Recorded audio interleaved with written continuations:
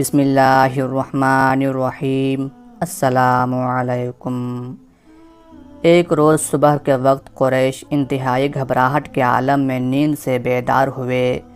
مکہ کے گلی کوچوں میں یہ خبر عام پھیل چکی تھی کہ رات کی تاریکی میں چھپتے ہوئے حضرت محمد صلی اللہ علیہ وآلہ وسلم مکہ چھوڑ کر کہیں جا چکے ہیں۔ سرداران قریش نے پہلے تو اس کو سچ نہیں مانا۔ وہ نبی اکرم صلی اللہ علیہ وآلہ وسلم کو بنو ہاشم کے گھروں میں تلاش کرنے لگے اور آپ کے ساتھیوں کے گھروں میں تلاش کرتے ہوئے حضرت ابوبکر صدیق رضی اللہ تعالی عنہ کے گھر پہنچے۔ دستک دی تو آپ کی بیٹی اسما گھر سے باہر نکلیں۔ ابو جہل نے کڑک کر پوچھا، لڑکی تیرا باپ کدھر ہے؟ حضرت اسما نے کہا، میں نہیں جانتی کہ اب وہ کہاں ہے۔ یہ سن کر ابو جہل نے ان کے منہ پر اتنے زور کا تھپڑ مارا کہ ان کے کان کی بالی ٹوٹ کر دور جا گری۔ جب سرداران قریش کو اس بات کا یقین ہو گیا کہ حضرت محمد صلی اللہ علیہ وآلہ وسلم مکہ کو چھوڑ گئے ہیں تو وہ بہت غضبناک ہو گئے۔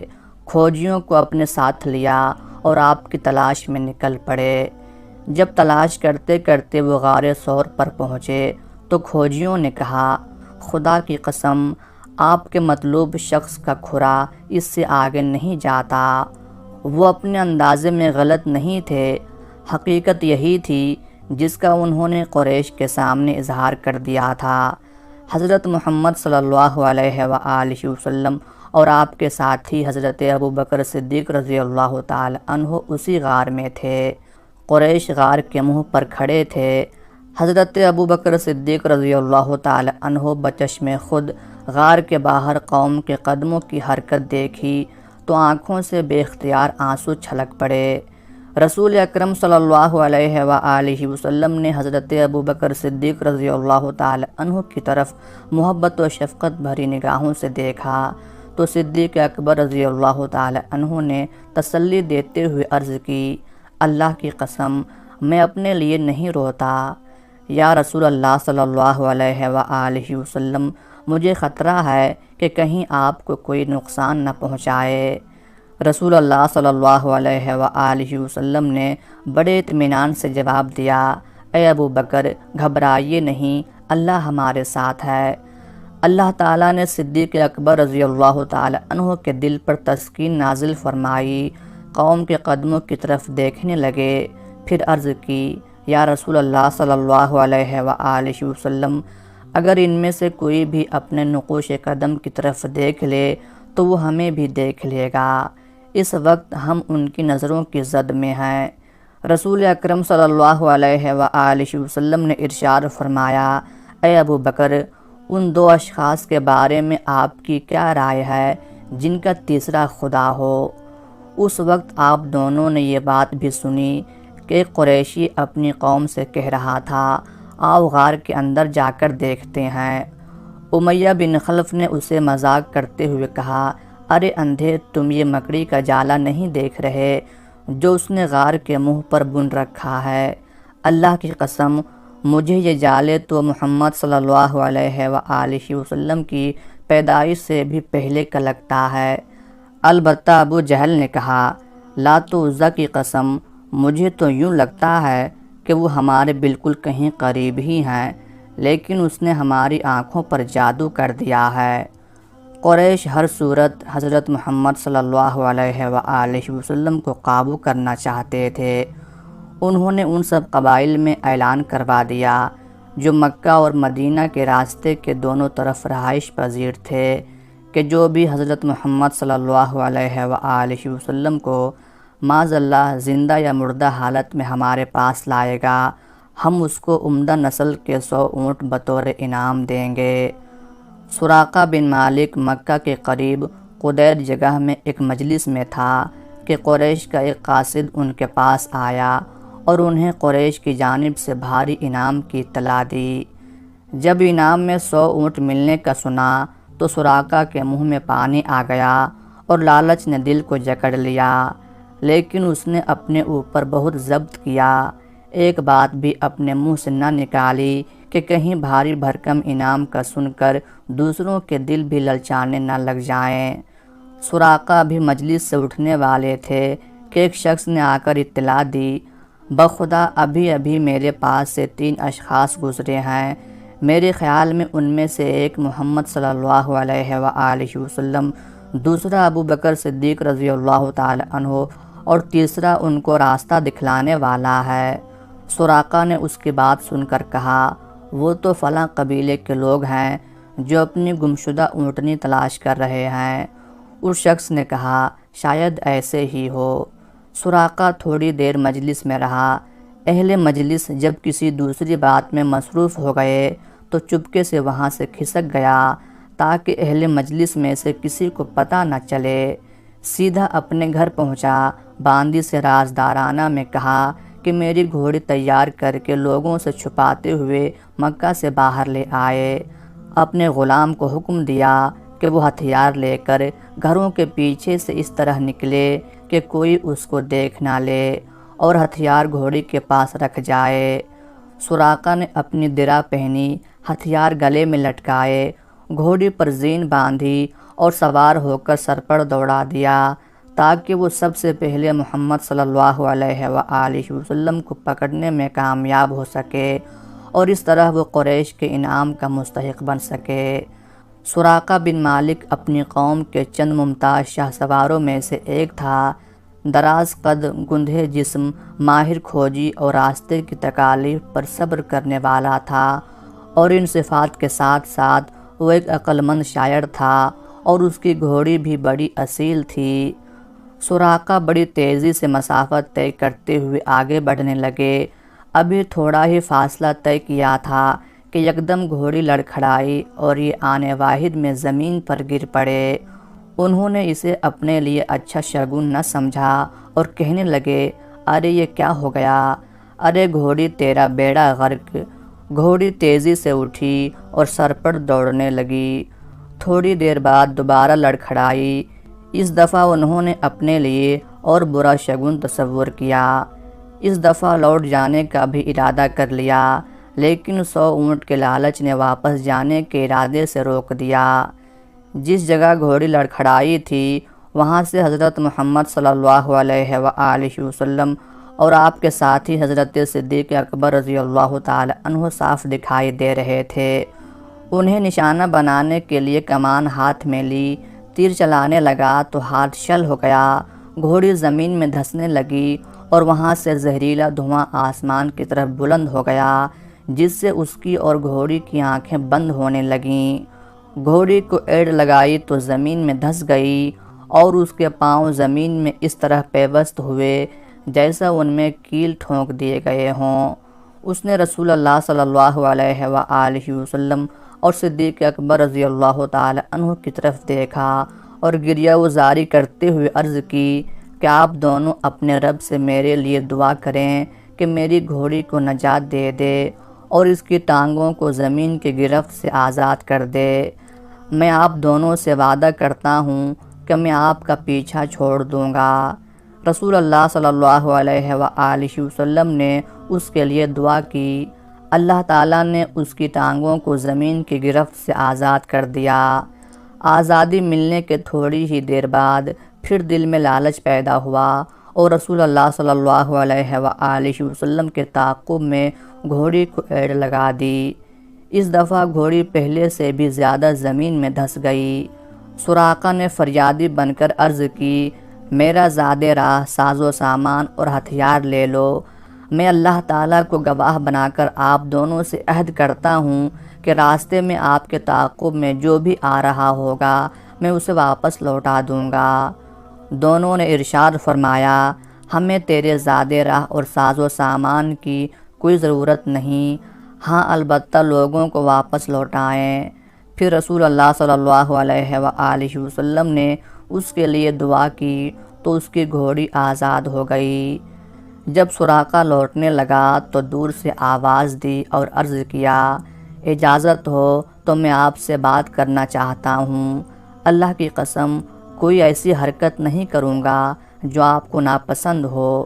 عرض کی، یا محمد صلی اللہ علیہ وآلہ وسلم، اللہ کی قسم آپ کا دین غالب آ کر رہے گا۔ آپ صلی اللہ علیہ وآلہ وسلم مجھ سے وعدہ کریں کہ جب میں آپ کی ریاست میں آؤں تو آپ صلی اللہ علیہ وآلہ وسلم میری عزت کریں گے اور یہ وعدہ مجھے لکھ دیں۔ رسول اللہ صلی اللہ علیہ وآلہ وسلم نے حضرت صدیق اکبر رضی اللہ تعالی عنہ کو حکم دیا تو انہوں نے ایک ہڈی پر یہ عہد لکھ کر اس کے حوالے کر دیا۔ جب وہ واپس لوٹنے لگا تو نبی کریم صلی اللہ علیہ وآلہ وسلم نے ارشاد فرمایا، سراقہ جب تم کسریٰ کے کنگن پہنو گے تو تمہیں کیسا لگے گا؟ سراقہ نے حیران و ششدر ہو کر پوچھا، کسریٰ بن ہرمز کے کنگن؟ آپ صلی اللہ علیہ وآلہ وسلم نے فرمایا، ہاں ہاں کسریٰ بن ہرمز کے کنگن۔ سراقہ واپس لوٹا۔ راستے میں اسے کچھ لوگ ملے جو رسول اللہ صلی اللہ علیہ وآلہ وسلم کو تلاش کر رہے تھے۔ سراقہ نے کہا، لوگو واپس اپنے گھر کو چلے جاؤ، میں نے زمین کا چپا چپا چھان مارا، پاؤں کے نقوش کے بارے میں تم میری مہارت کو بھی جانتے ہو، مجھے ان کا کہیں کھوج نہیں ملا، تم اپنا وقت ضائع مت کرو، میری بات مانو، واپس چلے جاؤ۔ رسول اللہ صلی اللہ علیہ وآلہ وسلم اور صدیق اکبر رضی اللہ تعالی عنہ کے ساتھ ہونے والی گفتگو اور اپنے ساتھ پیش آنے والے واقعے کو دل میں چھپائے رکھا، یہاں تک کہ اس کو یقین ہو گیا کہ اب دونوں مدینے پہنچ چکے ہوں گے اور قریشی دشمنوں کی رسائی سے باہر ہیں، تو سراقہ نے یہ راز فاش کر دیا۔ جب ابو جہل کو نبی اکرم صلی اللہ علیہ وآلہ وسلم کے ساتھ ملاقات اور عہد و پیمان کا پتہ چلا تو اسے بزدلی، ذلت، کمینگی اور سنہری موقع ضائع کرنے کا طعنہ دیا۔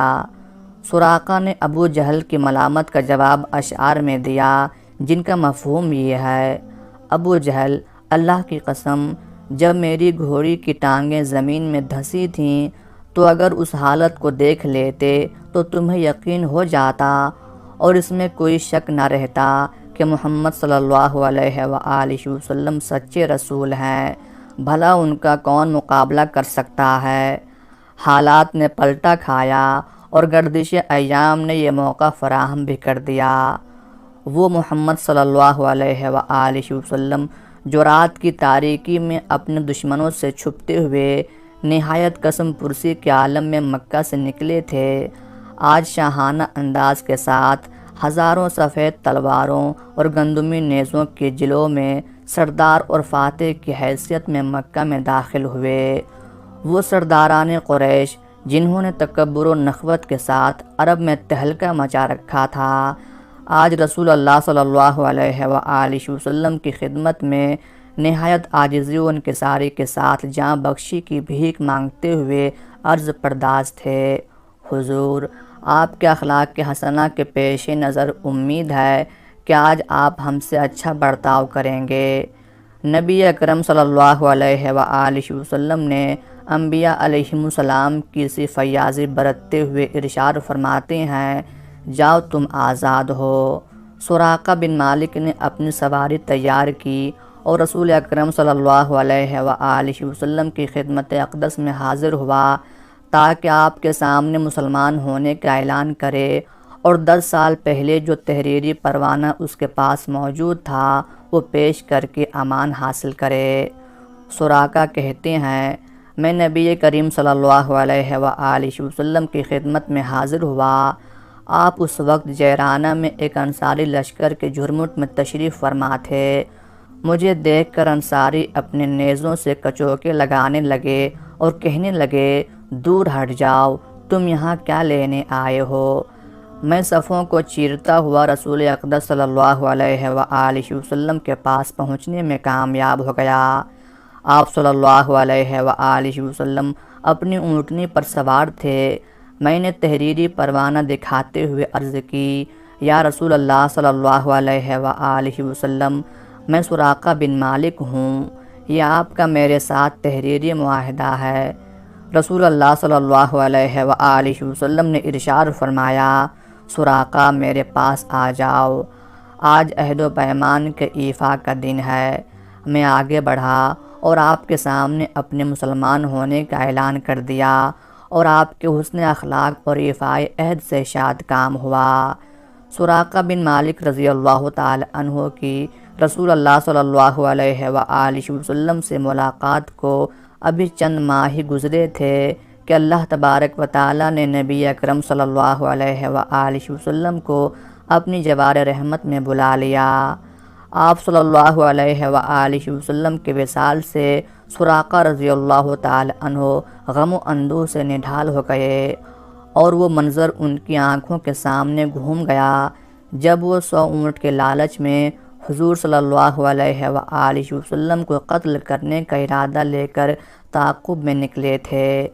آج دنیا بھر کی عمدہ اونٹنیاں رسول اللہ صلی اللہ علیہ وآلہ وسلم کے ناخن کے ایک ذرے برابر بھی حیثیت نہیں رکھتیں، اور اپنے بارے میں رسول اللہ صلی اللہ علیہ وآلہ وسلم کا یہ جملہ بار بار دہرانے لگے: سراقہ، جب تم شاہ ایران کے کنگن پہنو گے تو تمہیں کیسا لگے گا؟ اب انہیں یقین ہو گیا تھا کہ شاہ ایران کے کنگن یہ ضرور پہنیں گے۔ وقت تیزی کے ساتھ گزرتا گیا، یہاں تک کہ حضرت عمر فاروق رضی اللہ تعالی عنہ کی خلافت کا دور آیا۔ مسلمان ان کے دور حکومت میں ایران کی طرف تیز ہوا کے جھونکے کی طرح لپکے، قلعوں کو فتح کرتے، لشکروں کو شکست فاش دیتے، شاہی تختوں کو پامال کرتے اور مال غنیمت سمیٹتے ہوئے مسلسل آگے بڑھتے چلے گئے، یہاں تک کہ پورا ایران فتح کر لیا۔ ایک روز سپہ سالار لشکر حضرت سعد بن ابی وقاص رضی اللہ تعالی عنہ کے قاصد ایران پر فتح کی خوشخبری لے کر حضرت فاروق اعظم رضی اللہ تعالی عنہ کی خدمت میں حاضر ہوئے۔ ان کے ساتھ بیت المال کے لیے غنیمت کا 5واں حصہ بھی تھا جو ایران کے مجاہدین اسلام کے ہاتھ لگا تھا۔ جب مال غنیمت حضرت عمر فاروق رضی اللہ تعالی عنہ کے سامنے رکھا گیا، آپ یہ دیکھ کر حیران رہ گئے کہ اس میں شاہ ایران کا وہ تاج بھی موجود تھا جس میں قیمتی موتی جڑے ہوئے تھے، شاہ ایران کا وہ لباس بھی موجود تھا جو سونے کی تاروں سے بنا ہوا تھا، اور وہ قیمتی پیٹی بھی تھی جس پر لال و جواہر جڑے ہوئے تھے، اور سونے کے 2 کنگن بھی مال غنیمت میں موجود تھے۔ اس جیسے خوبصورت دیدہ زیب کنگن پہلے کبھی نہیں دیکھے تھے۔ اس کے علاوہ بے شمار نفیس دیدہ زیب اشیاء مال غنیمت میں موجود تھیں۔ حضرت عمر فاروق رضی اللہ تعالی عنہ اس بیش بہا خزانے کو اپنی چھڑی سے الٹ پلٹ کر دیکھ رہے تھے۔ پھر آپ نے حاضرین کی طرف دیکھتے ہوئے کہا: جو لوگ یہ مال غنیمت لے کر آئے ہیں بلا شبہ سب کے سب امین ہیں۔ حضرت علی رضی اللہ تعالی عنہ بھی وہاں موجود تھے، کہنے لگے: امیر المومنین، آپ پاک دامن رہے تو آپ کی رعیت بھی پاک دامن رہی۔ اگر آپ مال غنیمت کھاتے تو آج یہ ہڑپ کر جاتے۔ اس موقع پر فاروق اعظم رضی اللہ تعالی عنہ نے سراقہ بن مالک کو اپنے پاس بلایا، شاہ ایران کا لباس انہیں پہنایا، کمر پر پیٹی باندھی، سر پر تاج رکھا اور ہاتھوں میں کنگن پہنائے۔ یہ منظر دیکھ کر مسلمانوں نے نعرہ تکبیر بلند کیا۔ حضرت عمر فاروق رضی اللہ تعالی عنہ نے سراقہ بن مالک رضی اللہ تعالی عنہ کی طرف دیکھ کر خوشی سے جھومتے ہوئے فرمایا: واہ واہ، ارے بنو مدلج کا ایک بدوی، اس کے سر پر شاہ ایران کا تاج اور ہاتھوں میں کنگن، اس شان خسروانہ کے کیا کہنے۔ پھر آسمان کی طرف سر اٹھایا اور یوں گویا ہوئے: الہی، تو نے یہ مال و دولت اپنے رسول مقبول صلی اللہ علیہ وآلہ وسلم کو نہ دیا، اور وہ تجھے مجھ سے زیادہ محبوب اور عزیز تھے۔ الہی، تو نے یہ مال و دولت صدیق اکبر رضی اللہ تعالی عنہ کو نہ دیا، حالانکہ وہ تجھے مجھ سے زیادہ محبوب اور عزیز تھے، پھر یہ سب کچھ مجھے عطا کر دیا۔ میں تیری بارگاہ میں پناہ مانگتا ہوں کہ کہیں یہ مال تو نے مجھے سزا کے لیے عطا نہ کیا ہو۔ پھر اسی وقت یہ مال مسلمانوں میں تقسیم کر دیا۔